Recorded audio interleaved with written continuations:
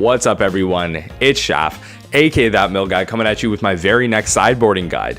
The reason I wanted to return to this series is I think a lot of people share the sentiment where Modern right now, especially for Mill, has become very polarizing. The matchups that we tend to face are either extremely in our favor or not so much at all. So what I wanted to do is return to the series and take a look at some of our more worse matchups, okay? And we're going to start off today, as the title and the thumbnail suggests, with Mono-Red Blitz. We're going to look at how the most kitchen table aggressive kind of style of deck ever can accumulate all these cards and really be tier 1. It's one of the more budget friendly lists that exists in Modern, and it's hitting people in the face and it's taking those number 1 slots everywhere. Okay, so how can we as a mill deck contest with something so aggressive yet so simple, right? The solution should be easy. Well, not so much. But before we get into the cards, quick shout out to the Patreon, the individuals that help keep the quality high and the lights on. And of course, if you want to join my Patreon, fantastic perks. I will be posting soon some Patreon exclusive content. So if you can't get enough of what's going on my YouTube and my Twitch, well, check that out.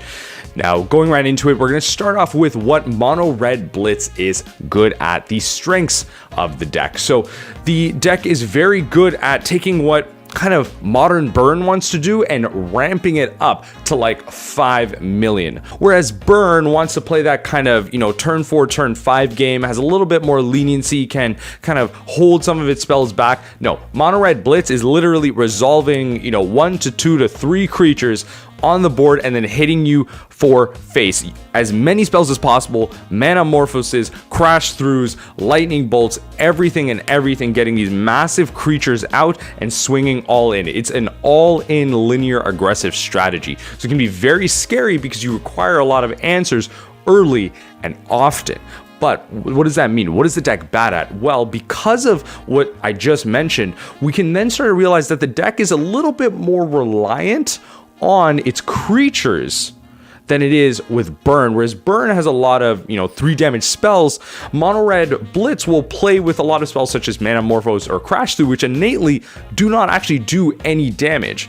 Or even something like Lava Dart, which is functionally kind of 2 damage spread across 2 mana, whatever it is. So a lot of undercosted stuff or no damage whatsoever. So we can use that to our favor by potentially playing a little bit more removal to beat this deck out.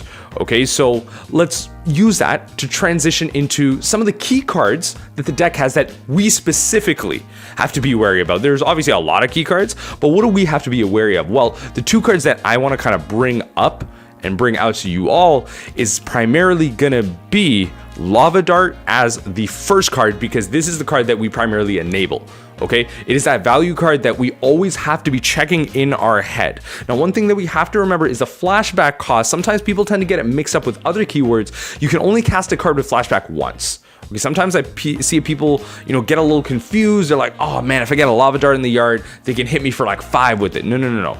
It's only gonna flash back 1 more time. So it's not that bad, but you have to remember with a board full of creatures, that Lava Dart is gonna trigger prowess at least once, by casting it from their graveyard. And if they cast it from their hand, potentially their prowess triggers are, going off twice and you're getting hit with 3/4s. So definitely something to be aware of, as it is instant speed. Do not attempt to surgical this card. Chances are you will never get a surgical off on this card because they can pay for it, sack a mountain in response. The next card that I want to talk about in terms of key card is Bedlam Reveler. Bedlam Reveler, another card that we turn on, unfortunately. Not a card that we can kind of stop from casting usually, as we have cards like Crypt Incursion, which takes out creatures from their graveyard. We unfortunately don't really have a card that takes out instants and sorceries out of their graveyards. So that's a little unfortunate for us. We can obviously be maybe playing all in graveyard haste, such as Nihil Spellbomb or, Relic of Progenitus, whatever it is, whatever you want to play in that case, we could work with that. But unfortunately, it's not too effective just to be able to stop a Bedlam Reveler.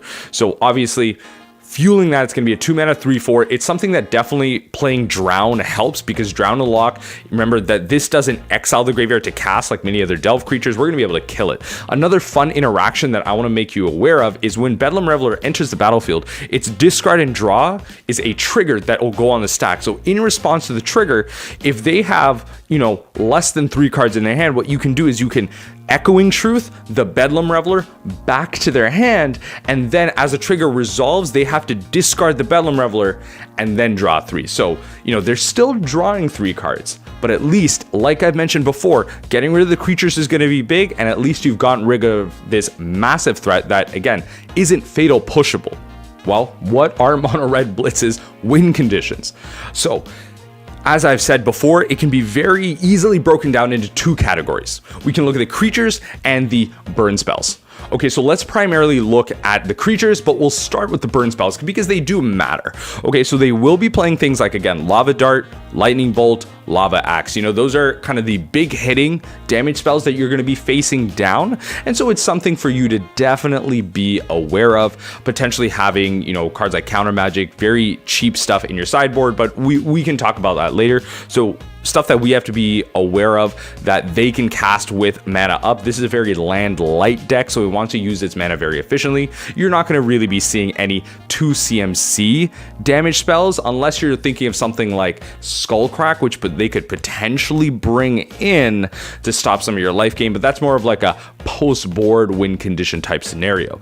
So let's look at now some of their creatures. So the creatures are going to be the primary distinction between Burn and Mono-Red Blitz, because again, like I've been saying, Mono-Red Blitz relies on its creatures. Okay, it relies on activating prowess and swinging in with massive amounts of damage all at once. So sandbagging some of your removal for stuff like the Monastery Swiftspear, all right, even the Bedlam Reveler and some of the other prowess shenanigans going on. And sometimes, hey, you'll see a 1/2 of Kiln Fiend, which is an immediate kill on spot style of card, okay? So these are the win conditions that we have to be aware of. As you'll see, the majority of them, 9 out of them, or sorry, even if they're not playing a place out of Kiln Fiend, I should say maybe, 7 to 8 of them are fatal pushable. The Bedlam Reveler sometimes is played out of 4 of. You will usually see a 2 to 3 of a Bedlam Reveler. Chances are you're not going to be able to really get multiples off for value. So you'll see a couple, and so leaving up Drown in the Loch for something like that can be very valuable. Now, let's use that to talk about what are we sideboarding out against this matchup. What are some of our bad cards against this matchup? So primarily it's going to be the stuff that's way too slow, doesn't honestly do much for us, or doesn't provide enough value. You want to sideboard out Mission Briefing. Because this is a mono-red deck, it wants to attack opposing decks as many angles as it can possibly get. It's limited to just the red color pie. So it will definitely be bringing in Blood Moon against you.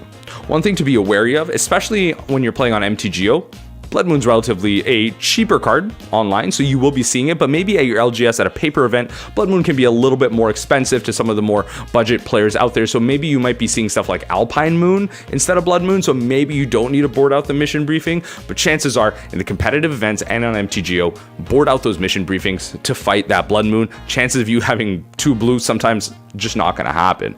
But some of the other cards that we want to bring out are stuff like Mesmeric Orb. So things that we're not able to really control, although this is a deck that wants to go sideways and hit you in the face, it's not going to be like Humans where they're going to have a bunch of threats. They're really going to have a low land count, okay, maybe like 3 lands, max 4 lands maybe, and a couple of threats that are going to do massive amounts of damage to you. This is similar to sideboarding out Mesmeric Orb into Death Shadow matchups. You're going to be taking a lot of damage and they're only milling over, 1 card. So take that card out. Another card to take out as well is, of course, Archive Trap. Yeah, it's one of our better burn spells out there, burn mill spells. But unfortunately, we're not really going to be able to turn it on a lot of the time. It's going to be dead in our hand, especially if you're on the plan of sitting behind an Ensnaring Bridge.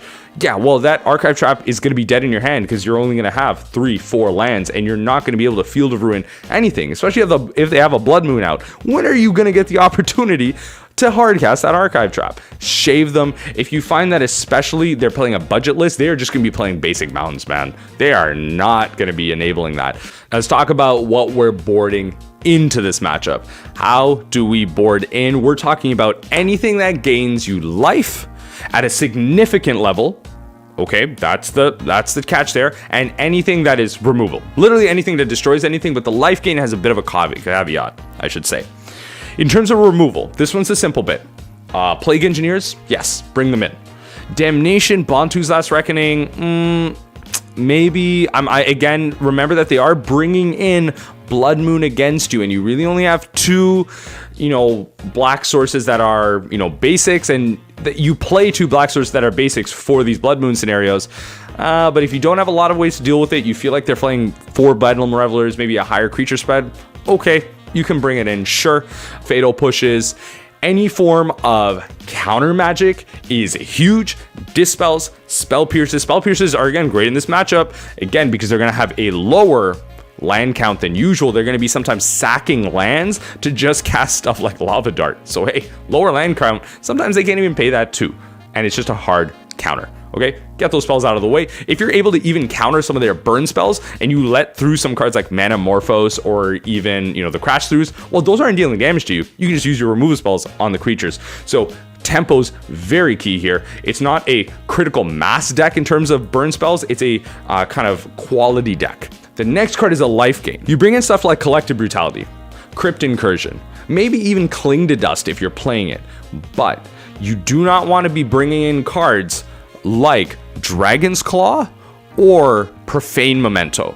Do not bring in or play Dragon's Claw at all in your sideboard and mill. Dragon's Claw is only an effective card if you are playing red spells yourself. Dragon's Claw is functionally a Mono-Red Blitz Mirror Breaker. That's what Dragon's Claw is. When you're playing Mono-Red Blitz against Mono-Red Blitz or Burn, and you are the first one to resolve Dragon's Claw, chances are you're winning that game. But that's not for us to do. We don't get the triggers off the red, okay? So we're not gaining a lot of life. The same thing goes for Profane Memento.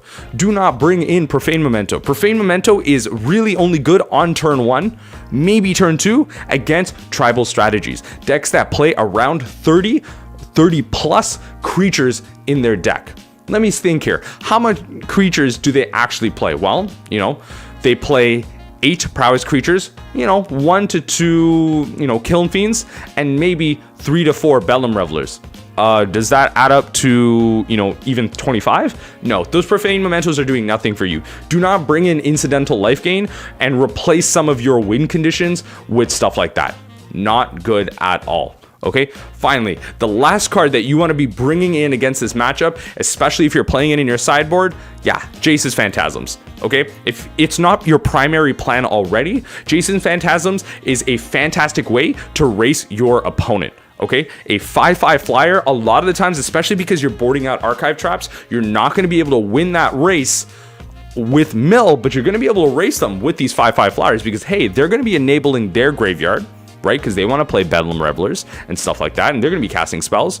And so you're going to have this 5/5 flyer that at worst can act as a fantastic blocker and as well a fantastic aggressive piece. Okay, the last card that I want to bring in against Mono-Red Blitz is going to be Fraying Sanity. Fraying Sanity is a similar mentality to Jace's Phantasm.